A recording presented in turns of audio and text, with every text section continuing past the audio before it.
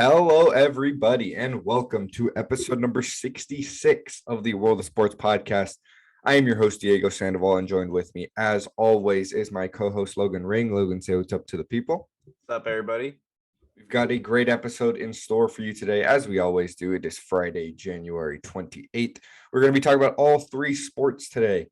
In the NFL, obviously, we are in the middle of the playoffs. The championship games are this weekend, the conference championship games, AFC and NFC championships. We're going to be giving our predictions as well as kind of recapping the last week. And if we have anything to say about those games, we're going to say them and then give our predictions, obviously. And then in the NBA, the AllStar Game starters were revealed. We gave our picks 2 episodes ago, I believe. And then last episode, we gave our reserves picks. The reserves are not out yet, but the starters were revealed last night. And you'll see how we feel about those later. And then we're going to end off with the big news in the MLB this week, and that was the 2022 Hall of Fame class being revealed. We have some problems with it. A lot of people had problems with it. It's an interesting conversation around Major League Baseball right now. So we're going to kind of discuss that a little bit. But before we jump into it, as always, you can follow us on all of our social medias, linked down below if you're watching on YouTube. And if you're listening, you can head over to our Instagram, hit the link in our bio, and follow us there. All right, let's get started with the NFL. 4 teams remain.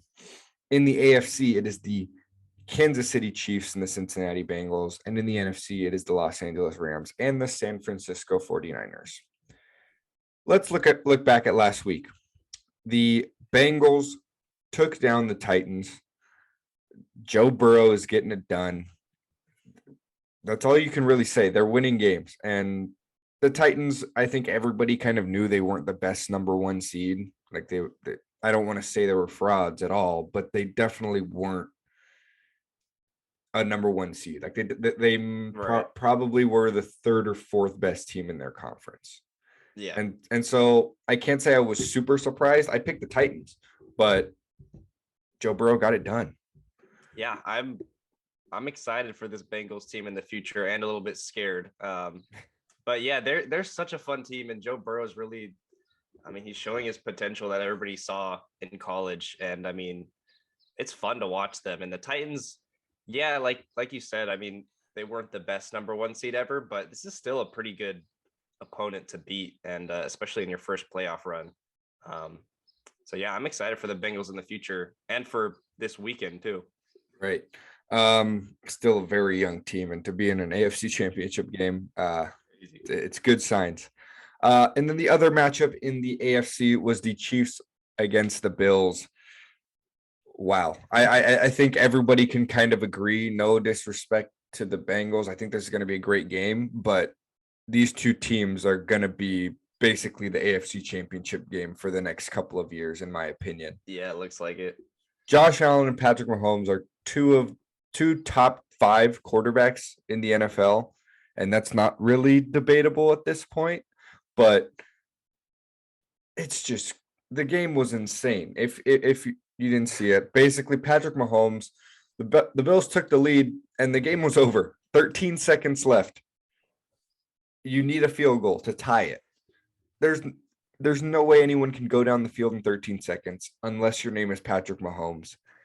2 completions in so easy. 10 seconds made it look so easy. Granted, neither defense was playing well all game, but the fact that you can do that, you can march down the field in 13 seconds is ridiculous. Game of the year. Yeah. It was insane, especially with the pressure on. I think the game of the year was Raiders-Chargers, and this one just was like, hey, let's do this in the playoffs. Yeah, this might have been the most fun game I've ever seen. I think after 2 minutes left in the 4th quarter, half of the points in the game were scored, which is ridiculous. But I do want to get your take on this, just because you know a lot more about NFL rules and everything. How do you feel about the overtime rules and what they could do? It's terrible. I think that what they should do is take the college overtime rules, because I think those are perfect. which is basically you start at the 25-yard line, the other team's 25-yard line. So you're already 25 yards out from a touchdown, and you have 4 downs to score. And then the other team gets a shot. And if you keep scoring, it just keeps going. Like it doesn't stop until somebody gets a stop or basically. So you have, if you're unfamiliar with the rules, you have 4 downs. If you don't feel like you can get a touchdown on the 4th down, you can kick a field goal. But then if the other team gets a touchdown, the game's over. Right. But if then they kick a field goal, it goes back. So it just keeps going. And the reason they haven't implemented that, I'm sure, is just because of injuries and the fact that the games would go on much longer. But you cannot, I feel like, and the Chiefs deserve to win this game just because, like, if you're going to put an asterisk next to their win, there's been so many playoff wins in the past couple of years that have been decided by coin flips. So it's hard to say, like, oh, that was BS, because then we have to say that for every other game that's had this outcome. Right. But it's hard to say, like, that game ended the right way without seeing Josh Allen with the ball in overtime. Yeah, that was kind of my thinking. Is like, it feels like something has to happen where both teams at least get a chance. And I get the whole extra playing time means more injuries, everything. But like, you make that rule or you don't make that rule, but then you add a 17th game in the season for obviously more profits. It just seems like it's kind of going back and forth a little bit. But like, this game would be it was already amazing. Think of how much better it would be if it went like 5 overtimes because everybody just was scoring. And then and what you could also do is only have that extended overtime, that college overtime, in the playoffs. Like, I feel like that's a good compromise. Maybe you don't want to play long games in the regular season. In the playoffs, I feel like teams deserve chances in overtime. This new overtime is somewhat young. I think it's like 5 to 7 years old. What it used to be is just straight up another quarter of football. So they would just like play, and if it was tied, it was tied. They'd keep going, obviously, if it was playoffs, but it was just another quarter with punts and everything. So that was fine. They wanted to kind of speed it up, obviously, with the just first touchdown wins. But I think especially in the playoffs, it's tough to say that this overtime is a good idea. Right. And like, if you look at Josh Allen, like, I mean, the whole Bills offense obviously doesn't play defense. Like, right, they did everything that they could do. A 2-point conversion with 13 seconds left to make them go up. Like, you should win the game from then. And Patrick Mahomes did his thing. All right, well, then you should at least give them both a chance. So that's my whole point. Yeah, I think it should be changed, but I understand the other side of it. That's like, well, defense is half of your team and half of playing the game, and that's true. But I just feel like a coin flip should never decide how a game goes. And yeah, I totally agree. We've seen it happen too many times. And I feel like this is the point where people are like, okay, let's figure this out, because it took away from what would have been an even better game, which is hard to imagine. So that's where I stand with it. I don't know if I see it changing anytime soon. There would have to be pretty massive upheaval from the teams, and I'm not sure many of them like are that upset with it. I mean, the funniest part about it is I think it was 2 or 3 years ago the Chiefs lost because of that, and they put in a request to have the rules changed, and now they won because of it. So right, it just depends on what side of the coin you are, literally. So yeah, it's something to look at, but I just don't see the NFL changing it anytime soon, especially since they just changed the overtime rules not too long ago. Yeah, it's tough. Moving on to the NFC, the Packers took on the 49ers, and San Francisco went into Lambeau and beat Green Bay. That was just an ugly football game. Aaron Rodgers, who is supposed to thrive in the cold, has his whole career. Didn't at all. The Niners were able to get to him, and the Niners offense really didn't do much. The defense was just able to figure out Aaron Rodgers. And I think that this loss for the Packers might be the end of the line for their kind of dominant run. I think Aaron Rodgers is out of there. He really seems like he's done. which is absolutely an end of an era. But in this game, this is sort of a point for all sports, but like Jimmy Garoppolo, I like the guy. He's a handsome Jimmy man, G, most Um, handsome quarterback in the NFL, and that's not a easily. question. Like 131 yards, 0 touchdowns, an interception. I think he threw an interception last game. He has not played great, and his team is winning. I don't think he deserves more credit than other quarterbacks. And that's how people look at things, where it's just like, oh, well, did your team win? I don't care about your own accomplishments. But shout out to the whole 49ers. I mean, it's a team sport, obviously. And both the defense of these teams stepped up. But I did not expect the 49ers to come into Green Bay and do this. So this is a big accomplishment for them. So yeah, I mean, it's a big deal. Jimmy G has been on the hot seat for 2 seasons now. And they drafted a quarterback with the 3rd or 5th overall pick this year. And they were the 3rd overall pick, and they drafted a quarterback. Everyone's saying, oh, okay, he's going to come in at some point this season. You don't spend that high of a pick to have him not play.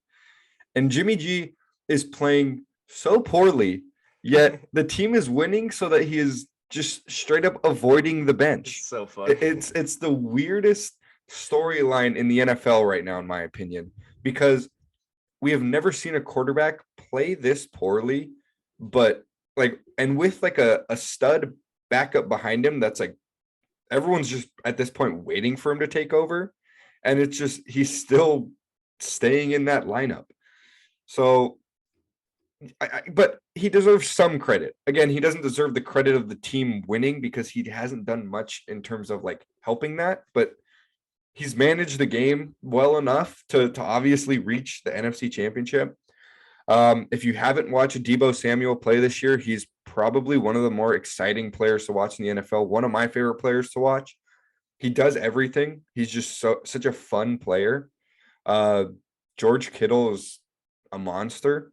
And that defense is scrappy. That defense figures out just ways to deal with the opposing offense. And the Niners, as a wildcard team, they kind of came in as a scary wildcard team, and they're proving why they should be. They're a legit team. Yeah, I mean, I'm excited for next round for literally every team, but this is a whole nother storyline. Like, could you imagine the 49ers get to the Super Bowl this year? If they win it even, like with Jimmy G, like that would be insane. How could you bench him after that? So I mean, he's playing for his job totally. And yeah, the defense is carrying, but hey, he's winning games. So good for him. And the final matchup of the divisional round was the Rams and the Buccaneers. I mean, this it ended up being a great game with the bomb from Stafford to Cup. It shouldn't have been. The Rams dominated this game, and I was going to be so mad if Tom Brady got bailed out again, because he has been bailed out time and time again in his career. And yes, he's the greatest quarterback of all time, but he also has a case for being the luckiest quarterback of all time. I don't think people understand how insane his defenses were in New England. He's surrounded by some of the best offensive talent in Tampa Bay right now. And the Rams fumbled the ball 4 times in the second. I think it was 4 in the fourth quarter. If not, they fumbled 4 times in the second half for sure. And basically were handing the game to Brady. Luckily for the Rams, Stafford and Cup are just brothers. They just love each other. By the way, that was a terrible play call by the Buccaneers. They just sent everybody and decided, oh yeah, Cooper Kupp on single coverage, that'll be fine. It hasn't been fine all season. But the Rams did it. They took down Brady, and now apparently he is considering stepping away from football. There's no way. I can't see him leaving after that. There's got to be, I feel like if he retires, there has to be like at least an announcement before the season or something, sort of like Kobe or Dwayne Wade, where it's like your last tour. Like, you're the GOAT of the NFL. I feel like you can't just I don't feel like I've watched the last Tom Brady game. That'll be so disappointing if he just leaves right now. But yeah, I almost turned this game off because it was a blowout. And then it just kept happening. I was like, there's like, it just seems like this is going to happen again. Like, there's no way.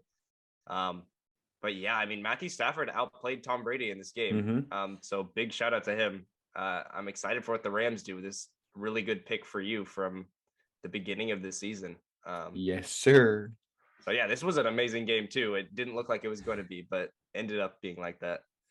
And that leaves us with the AFC and NFC Championship. Let's start in the AFC. We have the Kansas City Chiefs taking on the Cincinnati Bengals, two very high-powered offenses. I just think one defense is a bit better than the other, and I'm going to go with the Chiefs in this one. And also, I can't bet against Patrick Mahomes after what he has done in the past 2 weeks.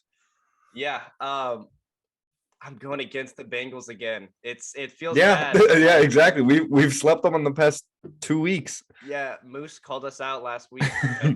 He called us out before they played, and Bengals won.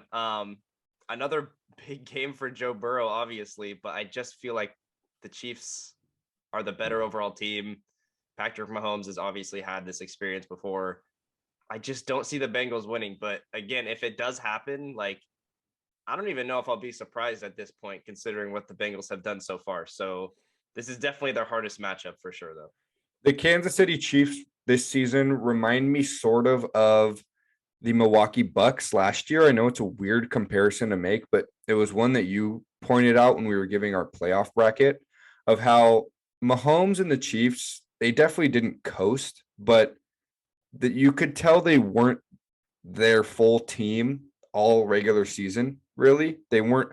Mahomes wasn't going out and doing his crazy things every week. They were a much more conservative team, and they were they were a bit different, and everyone was kind of confused like that about that. Why are the Chiefs playing like this? Then they're back to what they were, and I think being able to be more conservative in the regular season saved a lot of energy, possible injuries, and now they're able to just do everything in the playoffs. And I think the Chiefs, that was almost their plan, I feel like, this season, to be a more conservative, run the ball more in the regular season, and then in the playoffs, just let everything fly, which they've done the past 2 seasons. And I think it's been a great thing for them, especially in the playoffs so far. And no disrespect to the Bengals at all, but like we were saying earlier, we feel like the Chiefs and Bills are probably the best 2 teams from this division. So if the Chiefs could beat the Bills, I feel like they can deal with the Bengals, but I think it'll still be a really close one. Yeah. Moving on to the NFC West matchup in the NFC Conference Championship game.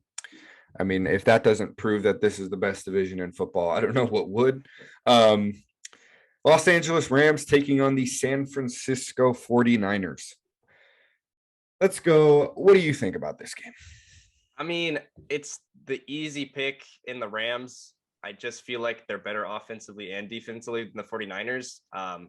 It seems like the 49ers shouldn't be here, but they've definitely earned their spot.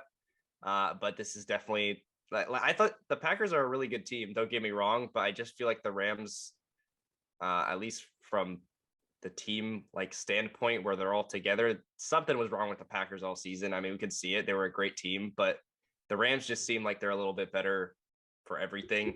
I think they just took down the champs in the Bucks with the GOAT on the team. So I feel like this is another one where it's kind of like the best 2 teams have already played, and now it's just another matchup. But hey, I mean, the 49ers have been getting it done. Maybe the defense steps up again. Jimmy G's fighting for his job, like we said. So who knows? But yeah, I'm going with the Rams. What scares me about this matchup is that the 49ers have the Rams number. They beat them twice this year. The Rams haven't beaten the Niners this season. So we're getting the 3rd installment. I think I'm sure something has changed. These are 2 of the best coaches in the league, by the way. So this is going to be a very coach dependent matchup. And I think it's going to be a battle between 2 of the best offensive minds in football. I have the Rams in this one, though. I just think they're a different team than they have been in the regular season. I think that finally all the guys they went out and traded for, all the free agents they picked up, they're all gelling together.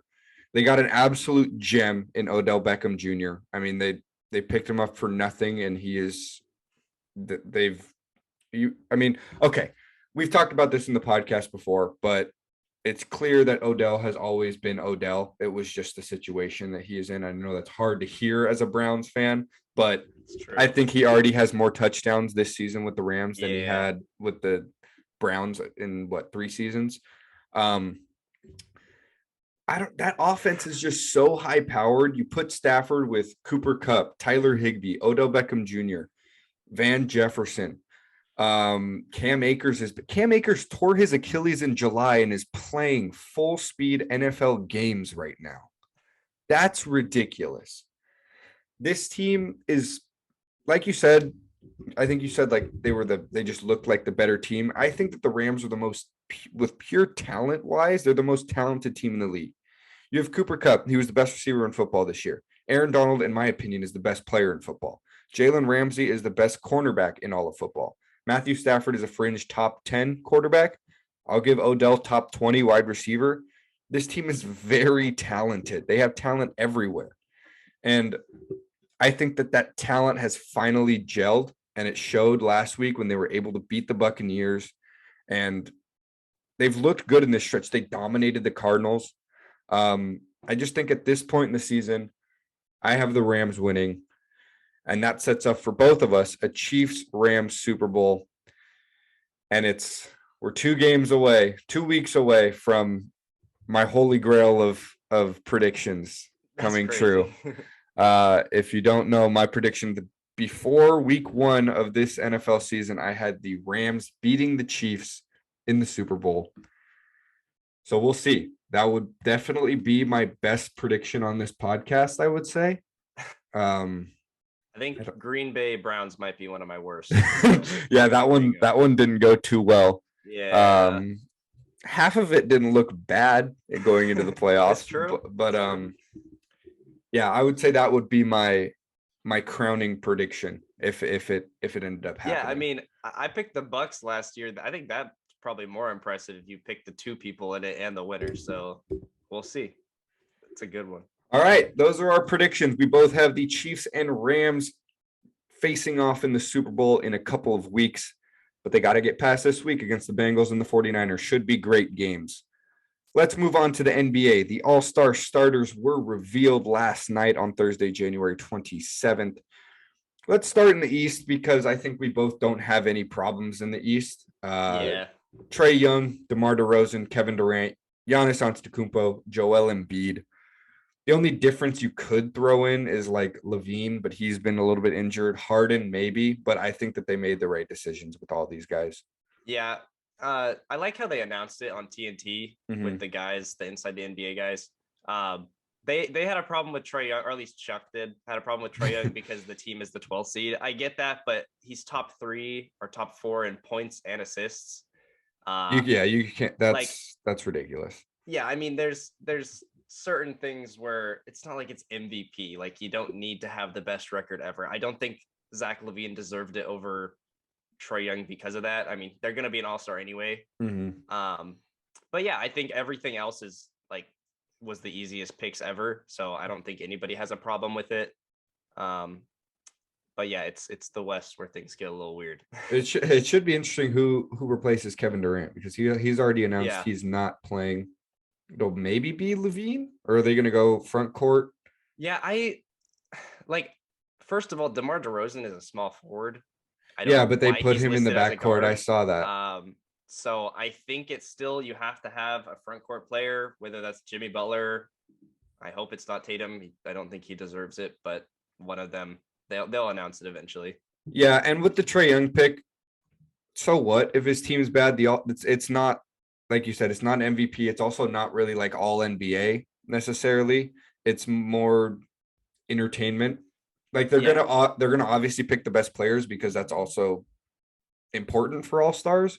But it's also a very entertainment heavy weekend, and it's what the NBA wants to drive views, and they're going to get the most entertainment and excitement out of the weekend as they can. Right.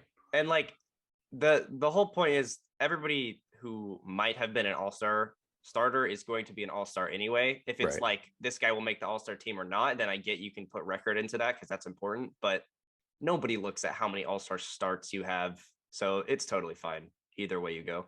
Yeah, no problems with the East. Now in the West, we have. I think they did all right, except for one, and I think that's kind of the consensus. Steph Curry deserves it. John Morant deserves it. LeBron James deserves it. Nikola Jokic deserves it.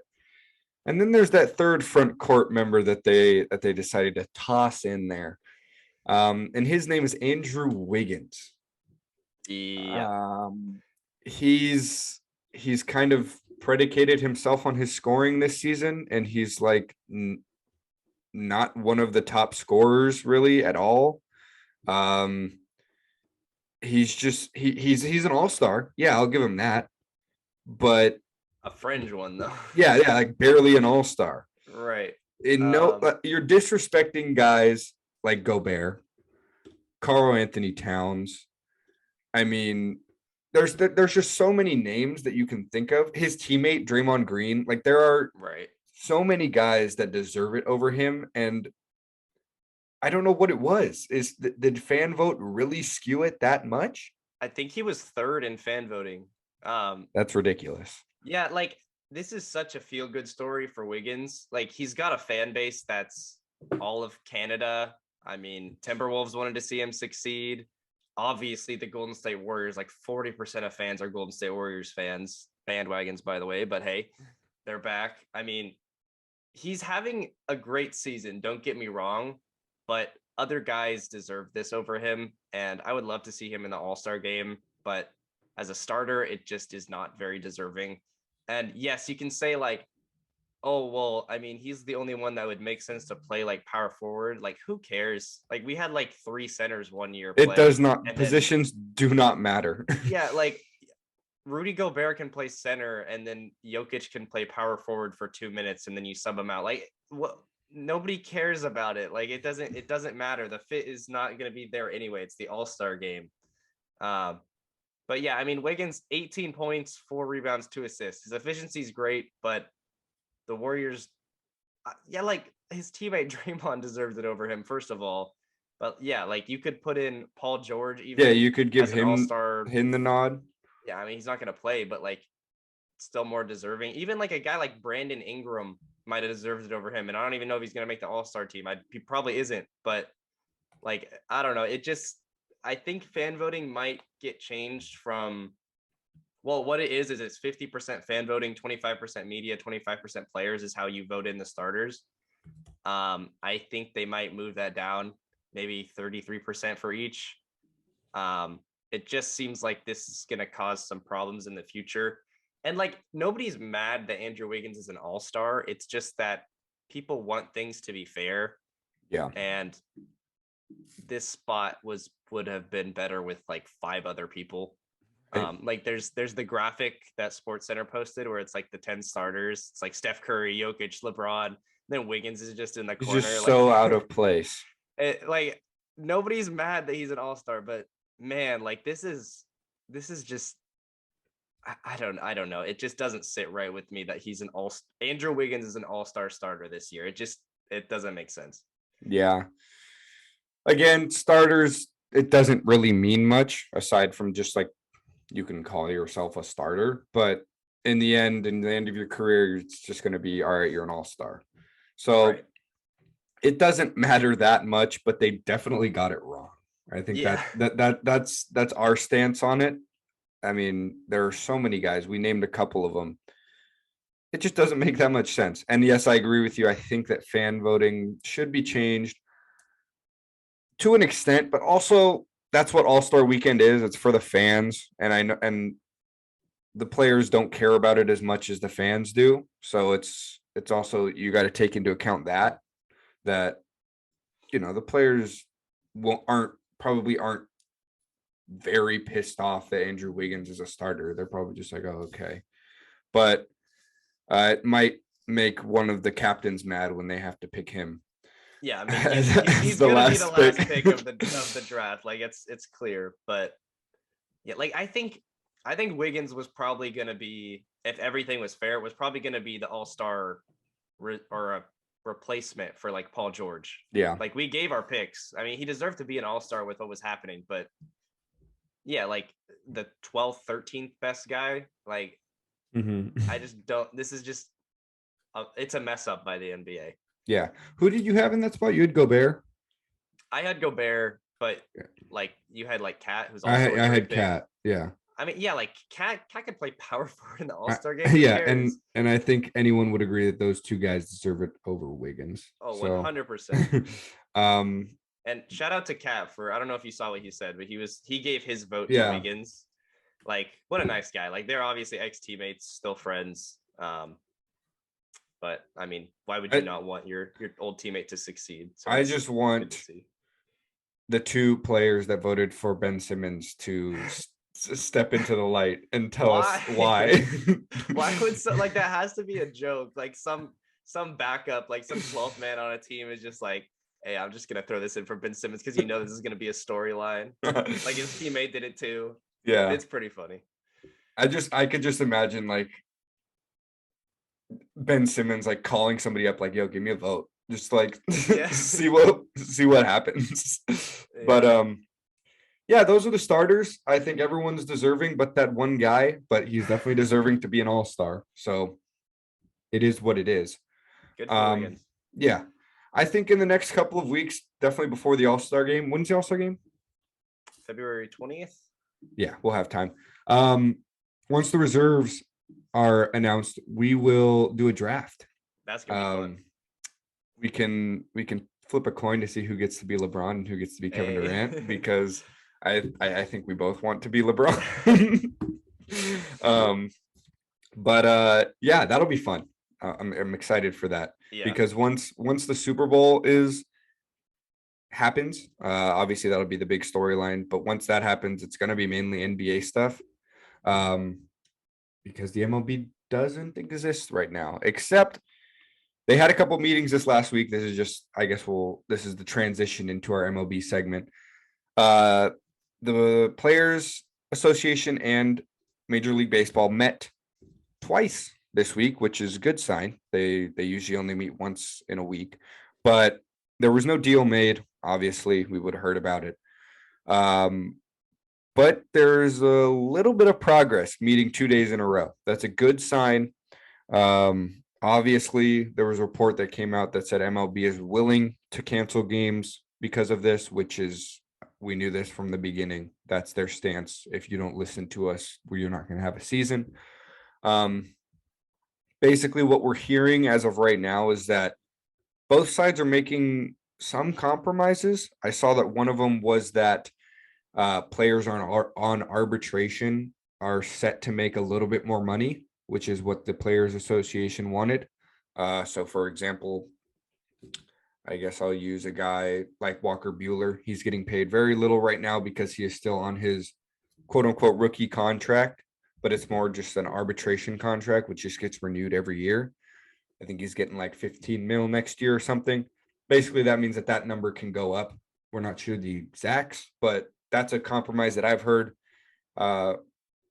It's going to be a long road, I think, still until they figure this out. Hopefully they get it done in the next 2 months so that we have a somewhat regular season. My prediction is that it starts in June just because MLB sucks. So, Rob Manfred, come on, dude, figure it out. I just want a season. I just want baseball. I care about the fans for once, Rob Manfred, right. Please. Yeah, that's all the updates that we have from those meetings. Again, they're very behind closed doors. The public isn't supposed to know what happens. So we'll see. There's really nothing we can do but wait. Except talk about the MLB Hall of Fame class. 2022 class of inductees was announced, and more like inductee, because only one guy made the Hall of Fame this year, and that was Big Papi David Ortiz. Claps for David Ortiz. Definitely deserves it. Definitely deserves it. But we have some problems with who didn't get in. Big problems. So David Ortiz got in with 77.9% of the votes. You need 75. Who didn't vote for David Ortiz, by the way? Like, what are the other people doing? I mean, you think about it. There's been 2 unanimous. ever. It's Ken crazy. Griffey Jr. and Mariano Rivera, because one person didn't vote for Derek Jeter. Uh, some people didn't want to vote for Ted Williams. Like, Some are there just like old people that are like, I don't want anybody else in here? Like, I don't understand that's the a, reasoning for it. that's the thing. The people that don't vote are usually the ones that don't reveal themselves. So we never really will know. Um, but David Ortiz got in. Good for him. Definitely deserves it. Now let's run through the guys that missed. Towards the bottom, Prince Fielder got 2 votes. Okay. Just some names that are kind of notable. Tim Lincecum got 9 votes. I think this is one of his Whoa. first years on the ballot. Torrey Hunter got 5% of the vote. He's not a Hall of Famer. By the way, if you are not as big of a fan of the MLB and more of a fan of the NFL and NBA, MLB's Hall of Fame is significantly tougher to get into than any other sports Yeah. Hall of Fame, just because you need 75% of the votes and it's much tougher criticism, and that you're very much under a lens when it comes to the Baseball Hall of Fame. So it's a lot harder to get into. So that's why you might be saying, what, this guy was great, but you have to be one of the greatest to be in the Hall of Yeah. Fame. Sammy Sosa on his final year on the ballot only got 18.5% of the votes. So he won't be a Hall of Famer. It's tough.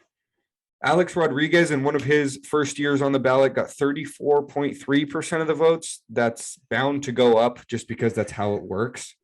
But this just all plays into the narrative that we're going to be discussing later. Let's see. Kurt Schilling got 58.6% of the votes. That was his final year on the ballot. And the 2 big ones, Roger Clemens got 65.2% of the vote. His final year on the ballot. He will not be a Hall of Famer. And Barry Bonds got 66% of the vote, and it is his final year on the ballot. So he will not be inducted into the Major League Baseball Hall of Fame. That is terrible. So let's talk about it, because we have the same opinion when it comes to this. A lot of people don't have this same opinion, but I think it's clear that Barry Bonds and Roger Clemens should be Hall of Famers. I have a lot to say on it, and I'm sure you do too. I'll let you go first. You can talk about Bonds, and then I'll follow up, and then I'll talk about Clemens. Yeah. I mean, you know more about MLB than me, so I'm sure you can go a little bit deeper. But Barry Bonds, the narrative around him has been, oh, he took steroids, he cannot be in the Hall of Fame. And if you look at just that, it's like, oh wow, he cheated, he shouldn't do that.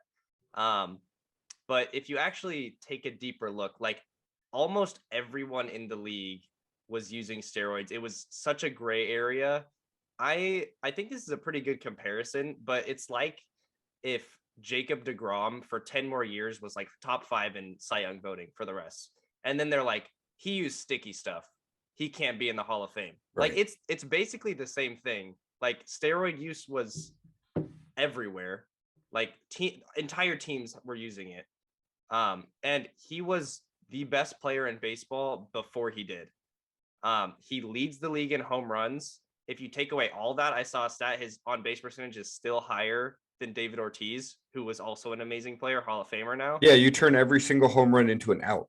Yeah, an out. Yeah, exactly. That's 762 more outs, by the way. He leads the league in walks, 2,558 walks. Intentional base on balls, 688. The man is an 8-time Gold Glove winner.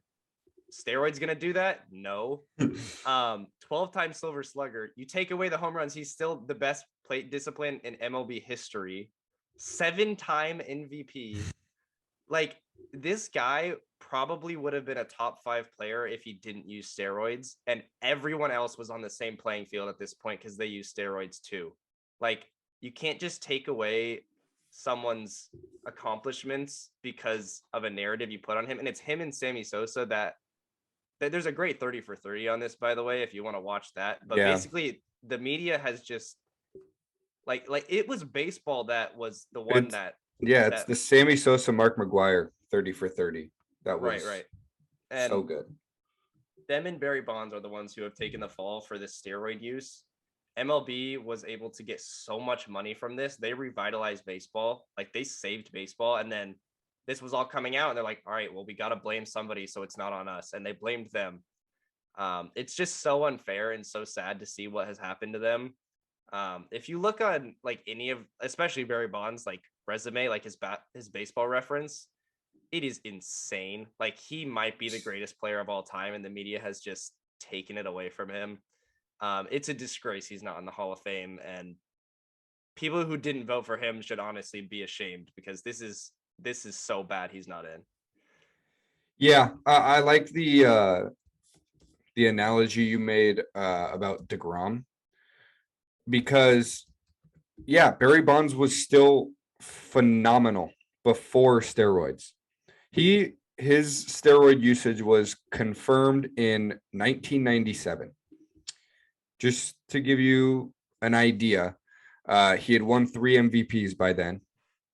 He had made it to 5, 6 AllStar games. He was leading the league in on-base percentage, slugging percentage, OPS every year. Granted, he wasn't hitting the same amount of home runs, but that's obvious. But he was still the best pure hitter in baseball. That's like saying, I don't know, I guess what, 10 years into his career, he started doing steroids.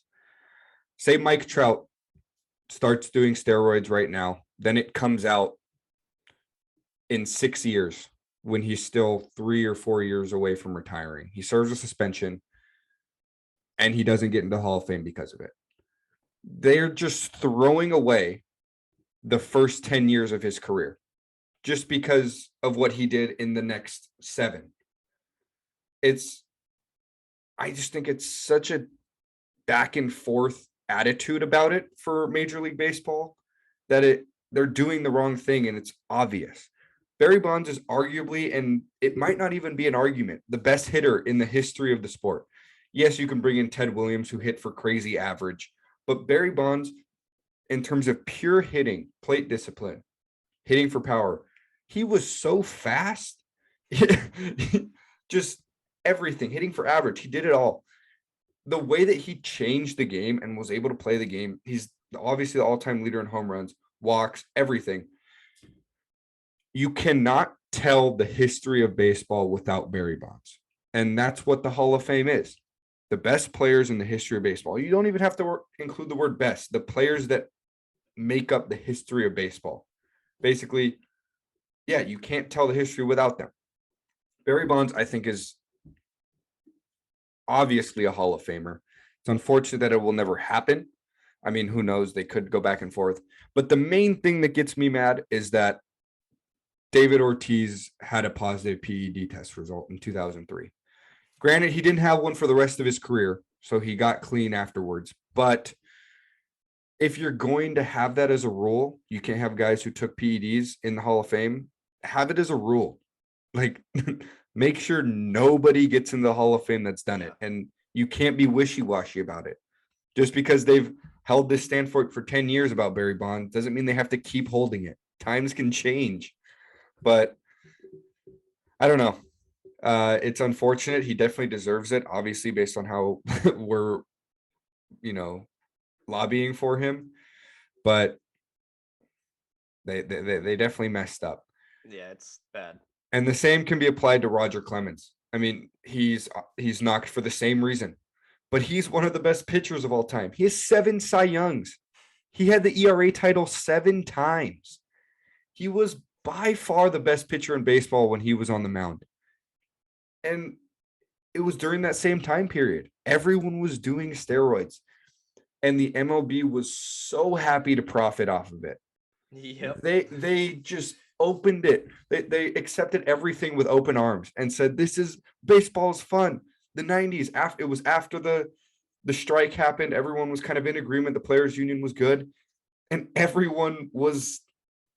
baseball was at its all-time high. And nobody was mad at it. Everyone knew everybody was doing steroids. Was anybody mad? No. But now all of a sudden, 20 years later, we're going to discredit everything they ever did. I just think it's blasphemous.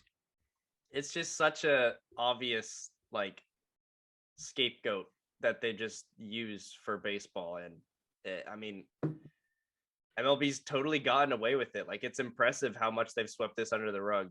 But I think we both agree it's a disgrace that they're not in the Hall of Fame right now. It's just really sad that this is still going on. Yeah, And hey, maybe in the future it changes. I could see them looking back on it, and maybe if like there's a new commissioner, or I think a whatever, new something commissioner happens. would be what it would take. Yeah, no, I mean Rob Manfred is not going to do this, but I don't know how he has a job, first of all, but that's a whole nother topic. But yeah, it's sad. I didn't know this was their last year, if I'm being honest. And then when I saw that, I was just like, are you kidding me? So yeah, it's bad. And you look at it, and they've had 10 years on the ballot, each of them, because that's the time you have. And you're saying the writers couldn't figure it out for 10 years?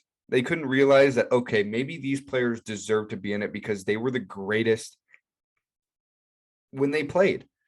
Like, if you're the best player in the league when you're playing for an extended period of time, there's no reason you shouldn't be a Hall of Famer.